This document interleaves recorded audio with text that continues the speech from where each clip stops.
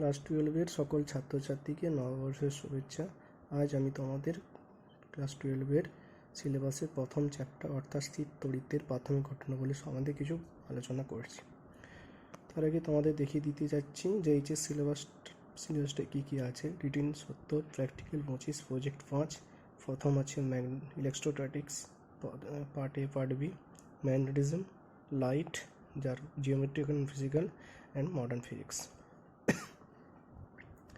চলে আসি আমি আমাদের ফার্স্ট চ্যাপ্টার স্থির তড়িতের প্রাথমিক ঘটনা বলি। ক্লাস 8-এ তোমরা পড়ে এসেছো যে দুটি বস্তুর মধ্যে যদি ঘর্ষণ করা হয় তাহলে ঘর্ষণের মধ্যে বস্তু দুটির মধ্যে একটা বস্তু দুটি তড়িৎগ্রস্ত হয়ে পড়ে। অর্থাৎ তড়িৎগ্রস্ত হয়ে পড়ার কারণ হচ্ছে বস্তু দুটির মধ্যে আধানের সৃষ্টি হয়, অর্থাৎ বস্তুগুলি চার্জড হয়ে পড়ে। এই চার্জড বা আহিত হওয়ার ফলে বস্তুর মধ্যে একটি তড়িতের সৃষ্টি হয়। এই তড়িৎকে বলা হয় ঘর্ষণ তড়িৎ। যেহেতু এই তড়িৎ অন্য কোনো জায়গায় যেতে পারে না, ওই অংশেই সীমাবদ্ধ থাকে, তাই এইকে বলা হয় স্থির তড়িৎ। একে বলা হলো স্থির তড়িৎ। এরপর তোমাদের যেটা জানতে হবে, ইলেকট্রিক চার্জ বা তড়িৎ আধান কি।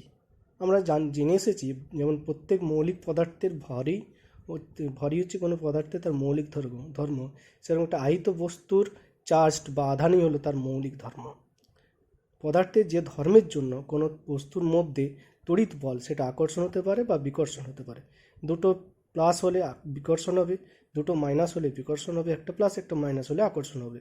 সেই তড়িৎ বলটাই হলো একটা চার্জ বা আধান। একে ক্যাপিটাল কিউ বা স্মল কিউ দ্বারা ডিনোট করা হয়। আমি তোমাদের লেখাটা দেখাতে চাইছি। তড়িৎ দেখো লেখা আছে, এই তড়িৎ আধান হলো একটা স্কেলার রাশি। এটি দু প্রকারের, একটা পজিটিভ চার্জ, একটা নেগেটিভ চার্জ। এর সিজিএস একক হচ্ছে ইএসইউ, ইলেকট্রোস্ট্যাটিক্স ইউনিট বা স্ট্যাটকুলম, এবং এসআই একক হচ্ছে কুলম, এবং এর মাত্রা হচ্ছে আই ও টি। এরপর এখানে তোমাদের যে পড়তে হবে প্রথম আধানের কোয়ান্টাম বা কোয়ান্টাইজেশন অফ চার্জ। যেমন আমরা ক্লাস 9-এ পড়েছি যে প্রমাণ মিটারের সংজ্ঞা আমরা পড়ে এসেছিলাম। সেই প্রমাণ মিটারের সংজ্ঞা পড়ে সমস্ত এই পৃথিবীতে সমস্ত ধরনের দৈর্ঘ্য আমরা মেজার করেছিলাম। সেই প্রমাণ মিটারের দৈর্ঘ্য ধরে যেমন সমস্ত দৈর্ঘ্যের হিসাব করা হয়, সেখানে এখানে একটা আছে আধানের কোয়ান্টাম বা কোয়ান্টাইজেশন অফ চার্জ পড়তে হবে। সেই কোয়ান্টাইজেশন চার্জ হলো আধানের একটি পূর্ণ মান। লেখা আছে দেখো যে কোনো বস্তুর আধান নির্ণয় করতে গেলে বা সেই আধানটাই হবে ইলেকট্রনের যে চার্জ, সেই ইলেকট্রনের চার্জের এন গুণের সঙ্গে সমান। তাহলে কী হলো, কোনো বস্তুর আধান হলো সময়ের সঙ্গে সঙ্গে বা সব সময় ইলেকট্রনের আধানের এন গুণের সঙ্গে সমান। আমরা জানি ইলেকট্রনের আধান 1.602 × 10⁻⁻19 কুলম। তাহলে আধানের কোয়ান্টাইজেশন দেখো কিউ সমান প্লাস মাইনাস এনই লেখা আছে। দেখো আধানের কোয়ান্টাইজেশন কিউ সমান প্লাস মাইনাস এনই, যেখানে এন হচ্ছে একটা পূর্ণ সংখ্যা, 1 2 3 হতে পারে, আর ই হচ্ছে ইলেকট্রনের আধান লিখে দেওয়া আছে। এই যে আধানের কোয়ান্টাম।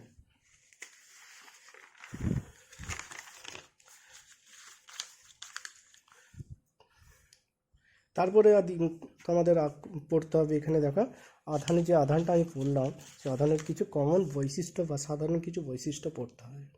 বলছে যে আমরা আধানের কোয়ান্টাইজেশন পড়লাম, কিউ সমান আধানের কোয়ান্টাইজেশন আমি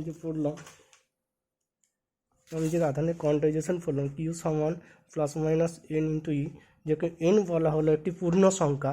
বলছে এই পূর্ণ সংখ্যা কখনোই ভগ্নাংশ হতে পারে না, কখনোই ভগ্নাংশ হতে পারে না। কেমন হাফ বা 3/2 এই ধরনের কখনোই পূর্ণ ভগ্নাংশ হতে পারে না। এটা সব সময় ইন্টিজার হবে, সব সময় একটি পূর্ণ সংখ্যা হয়, অর্থাৎ 1 2 3 ইত্যাদি হতে পারে। তারপর 2 নম্বর পয়েন্ট বলা হচ্ছে, দেখো লেখা আছে যে কোনো বিচ্ছিন্ন সংস্থার মোট আধান ধ্রুবক থাকবে, অর্থাৎ আধান সবসময় সংরক্ষিত থাকে, অর্থাৎ এটি একটি নিত্যতা সূত্র মেনে চলে। তা বলছে কোনো আধান বস্তুর গতিবেগের উপর নির্ভর করে না। ধরো কোনো বস্তুর বেগ ভি, তার আধান হচ্ছে কিউ। এখন বেগটা যদি বাড়িয়ে দেওয়া হয় তাহলে তার আধান কি পরিবর্তন হবে? না, কখনোই পরিবর্তন হবে না। আধান তার বেগের উপর কখনোই নির্ভর করে না।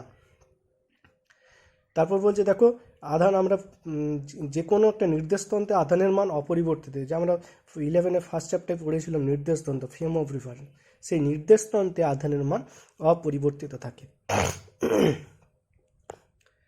এরপর এখানে জানবো তড়িৎ আবেশ।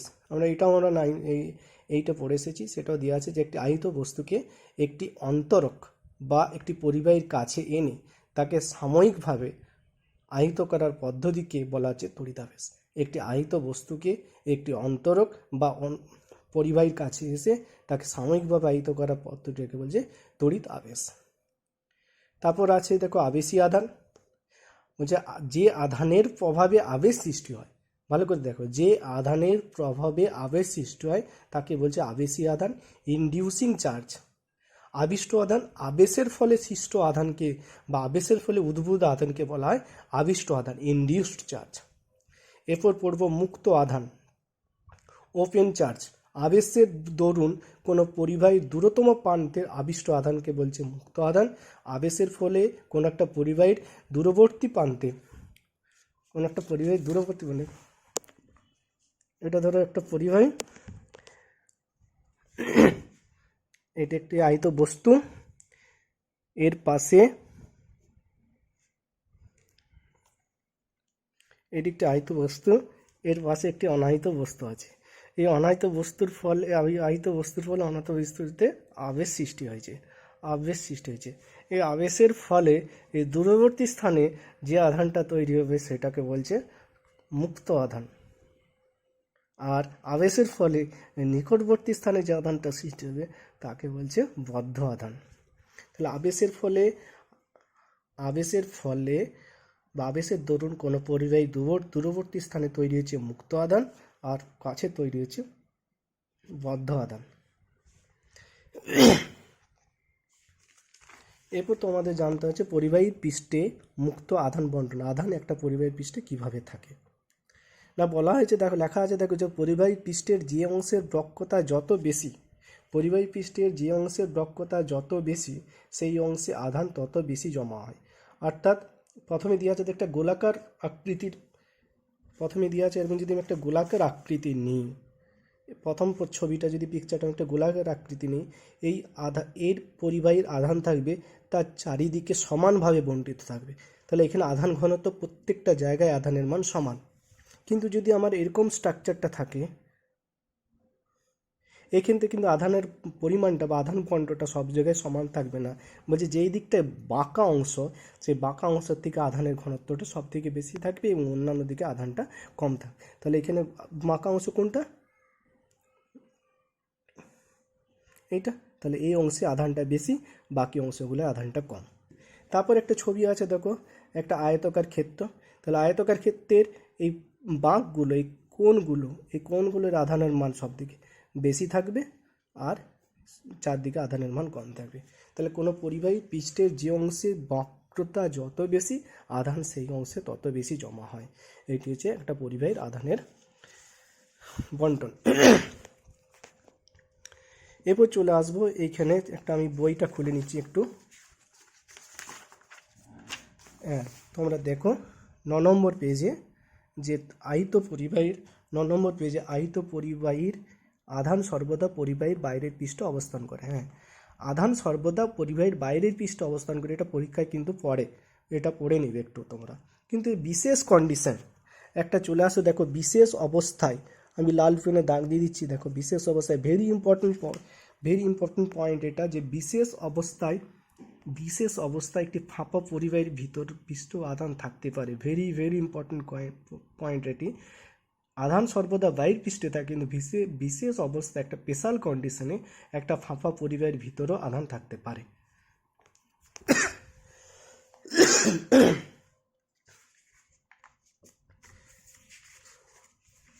এরপর চলে যাব সেকেন্ড, তারপরে যে পয়েন্ট তোমাদের পড়তে হবে, আধানের তলমাত্রিক ঘনত্ব।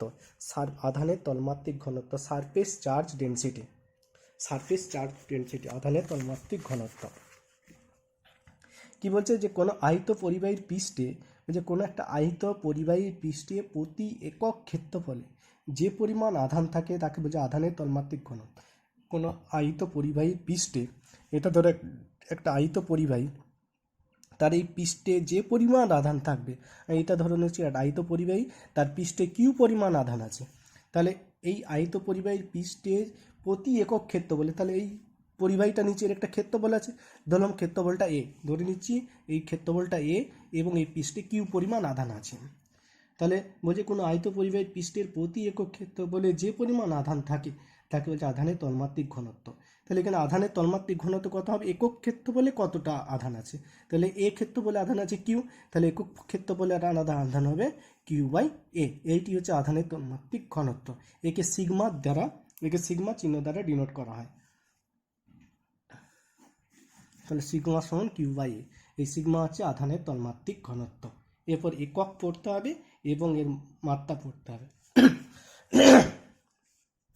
তাহলে সিগমা সমান কিউ বাই এ পড়েছে আধানের তলমাত্রিক ঘনত্ব সিগমা সমান কিউ বাই এ। তাহলে সিজিএস একক পড়ে নিচ্ছি, সিজিএস একক হচ্ছে কিউর একক ইএসইউ আর এর একক সেমি স্কোয়ার, তাহলে হয়ে গেল ESU semi two the power -2। SI একক কুলম, নিচে মিটার স্কোয়ার, তাহলে coulomb metre two the power -2।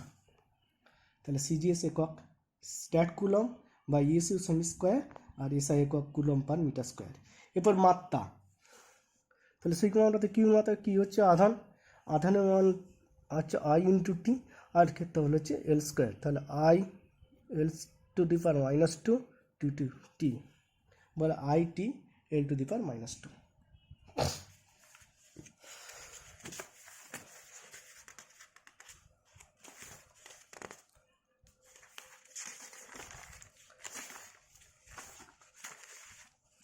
এরপর আমি যদি ধরে নিই যে একটি আয়ত পরিবাহীটি একটি গোলাকার যার ব্যাসার্ধ আর, একটি আয়ত পরিবাহীটি একটি গোলাকার যার ব্যাসার্ধ আর এবং এর আয়ত পরিবাহী পৃষ্ঠে কিউ পরিমাণ আধান আছে, তাহলে তার সে আয়ত গোলাকার পরিবাহীর ক্ষেত্রে আধানের তলমাত্রিক ঘনত্ব হবে সিগমা সমান কিউ বাই এ। তাহলে তার ক্ষেত্রফল কত হবে, যদি ব্যাসার্ধ আর দেওয়া আছে ক্ষেত্রফল হবে 4 পাই আর স্কোয়ার, তাহলে বসিয়ে দিচ্ছি q by 4 pi r square. এটি হচ্ছে একটা গোলাকার পরিবাহীর আধানের তলমাত্রিক ঘনত্ব।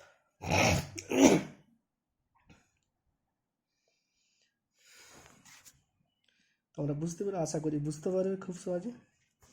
তারপরে আমরা জানবো, এটা আমি আমাদের খাতায় লিখিনি, এখানে একটু বলে দিতে চাই। এখানে একটা জিনিস পড়বে তোমরা, আমি বই একটু দেখাতে চাই যে বর্জ্য নিবারক কি এবং ভালো বর্জ্য নিবারকের গুণাবলী। তোমরা একটু বইয়ে দেখে নাও, ছায়ার 12 নম্বর পৃষ্ঠায় বর্জ্য নিবারক কি এবং ছায়ার 13 নম্বর পৃষ্ঠায় দেখো লেখা আছে ভালো বর্জ্যাবলীর গুণাবলীগুলি কী কী। এগুলো একটু বই থেকে তোমরা পড়ে নেবে। এরপর এই চ্যাপ্টারে তাহলে দুটো ম্যাথামেটিক্যাল ইকুয়েশন পেলাম, আধানের কোয়ান্টাইজেশন কিউ সমান প্লাস মাইনাস এনই আর আধানের তলমাত্রিক ঘনত্ব সিগমা সমান কিউ বাই। এই দুটি ফর্মুলা থেকে অঙ্ক ম্যাথ পরীক্ষায় পড়তে পারে। আমি কিছু প্রবলেম তোমাদের করে দিয়েছি এখানে। ফার্স্ট প্রবলেমটা আছে দেখো, আয়ত পরিবেশ সর্বদা কোনো বস্তুতে -80 মাইক্রোকুলম আধান আছে, বস্তুতে অতিরিক্ত ইলেকট্রনের সংখ্যা কত হবে। তাহলে এখানে আধান কিউ দেওয়া আছে -80 মাইক্রোকুলম, তাহলে -80 into 10 to the power -6 coulomb, মাইক্রোকুলমকে কুলমে নিয়ে আসলো। তাহলে তোমাকে কি সমান জানো প্লাস মাইনাস এন, তোমাকে এন বের করতে হবে। তাহলে এন সমান কিউ বাই ই, তাহলে কিউ হচ্ছে -80 into 10 to the power -6। Electron আছে -1.6 into 10 to the power -19 coulomb. তাহলে এটা দেখো ক্যালকুলেশন করলে এটা আসবে 5 ইন্টু 10 টু দি পাওয়ার 40। তারপর আমরা আধানের বৈশিষ্ট্যে পড়েছি যে আধান বস্তুর ভরের উপর নির্ভরশীল নয়। এখানে একটা অঙ্ক কোশ্চেন দেওয়া আছে, দেখো কিউ আধানের বস্তুর বেগ যদি ভি হয় তাহলে বেগ যদি দ্বিগুণ করে আধান পরিমাণ কত হবে। যেহেতু বস্তুর আধান তার বেগের উপর নির্ভরশীল নয়, তাহলে আধান কিউ থাকবে।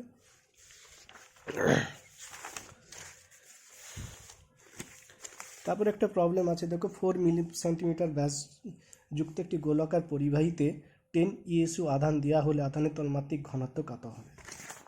আমি অঙ্কটা একটু করে দিচ্ছি। তাহলে তুমি সিগমা সমান জানো q by 4 pi r square, যেখানে কিউ দেওয়া আছে 10 ইএসইউ আর আর দিয়ে দিচ্ছে এই ব্যাস দিয়ে দিচ্ছে, ব্যাস দেওয়া ছিল দেখো 4 সেন্টিমিটার, তাহলে ব্যাসার্ধ হবে 4/2 সমান 2 সেন্টিমিটার। তাহলে বসিয়ে দাও, সিগমা সমান 10/4 পাই ইন্টু 2 স্কোয়ার এটা ক্যালকুলেশন করলে আসবে 0.199 PSU পার সেমি স্কোয়ার। এখানে একটা জিনিস বলে রাখি, 4 এর মানটা কত আসছে তোমরা ক্যালকুলেটারে দেখো। 4 × 3.14, 4 × 3.14 এটা ক্যালকুলেশন করলে দেখাবে আসছে 12.56। তাহলে আমরা যে কোনো পরীক্ষার অঙ্কের ক্ষেত্রে এটাকে নিয়ারলি ইকুয়াল টু আমি 13 ধরে ক্যালকুলেশন করতে পারি, নিয়ারলি ইকুয়াল টু 13 ধরে ক্যালকুলেশন করতে পারি। তারপরে একটা প্রবলেম আছে, দেখো n সংখ্যক গোলাকার জলবিন্দুর আহিত যাদের ব্যাসার্ধ স্মল আর যুক্ত এই বড় জলবিন্দু গঠন করলো উভয় ক্ষেত্রে আধানের তন্মাত্রিক ঘনত্বের অনুপাত করো। তাহলে n সংখ্যক ছোট জলবিন্দু ধরে নিচ্ছি প্রত্যেকটার ব্যাসার্ধ আর, আর বড় জলবিন্দুর ব্যাসার্ধ আর। তাহলে এই ক্ষেত্রে ছোট জলবিন্দু সংযুক্ত বড় জলবিন্দু গঠন করেছে, উভয় ক্ষেত্রে কিন্তু আয়তনটা অপরিবর্তিত থাকবে। তাহলে n সংখ্যক জলবিন্দুর আয়তন n × 4/3 পাই আর কিউব, আর বড় জলবিন্দুর আয়তন 4/3 পাই ক্যাপিটাল আর কিউব। আয়তনটাকে সমান করা হয়েছে, ওইখানে দেখো ক্যাপিটাল আর এর সঙ্গে স্মল আর এর একটা রিলেশন পাওয়া হয়েছে।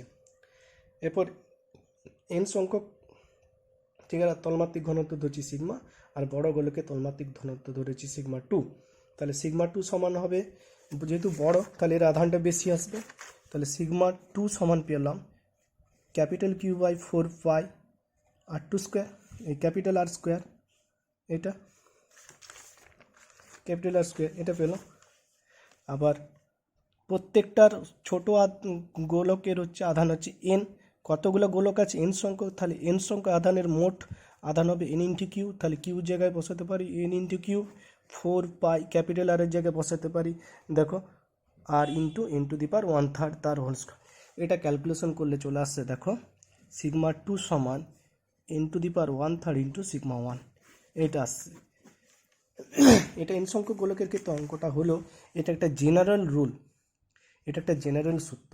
এই সূত্র দিয়ে আমরা অনেক অঙ্ক করতে পারি, যে বিভিন্ন ব্যাসার্ধ হয়তো 100টা গোলক বা 200টা গোলক সংযোজিত বড় গোলক তৈরি করলো, তাদেরকে আধানের তন্মাত্রিক ঘনত্ব কত হবে এটা আমি ব্যবহার করতে। একটা আমি অঙ্ক দেখিয়ে দিয়েছি, বলা আছে দেখো 3 মিলিমিটার ব্যাসের একটি আধানের 27টি জলবিন্দু যুক্ত একটি বড় জলবিন্দু উৎপন্ন করলো, উভয় ক্ষেত্রে আধানের তন্মাত্রিক ঘনত্ব কত। তাহলে আমরা এই ট্রিক্সটা ইউজ করলাম, যে এটা n সংখ্যকের ক্ষেত্রে তাহলে σ2 সমান σ1 × n⁻1/3, তাহলে এখানে n বলেছে 27টা, তাহলে আমার ব্যাস বা ব্যাসার্ধ এটা কোনোটাই কাজে লাগছে না, তুমি বসিয়ে দাও। তাহলে σ2 সমান 27 2³ 1/3 ইন্টু σ1, 27টাকে 3-এর কিউব করতে পারি, ⁻1/3 σ1, তাহলে 3 কেটে গেল, দেখো 3 σ1, তাহলে σ2 সমান পেলাম 3 σ1, তাহলে σ2 σ1 সমান 3:1, এটা পেয়ে গেল। তোমাদের ছায়াপ্রকাশনীর বইয়ে পেজ নম্বর 20-তে কোশ্চেন নম্বর 10 এরকম সেম টাইপের অঙ্ক আছে, এখানে সেটা করতে হবে। এছাড়া তোমাদের হোমওয়ার্কের জন্য কিছু অঙ্ক দেওয়া আছে, 5টা অঙ্ক, এগুলো তোমরা করবে।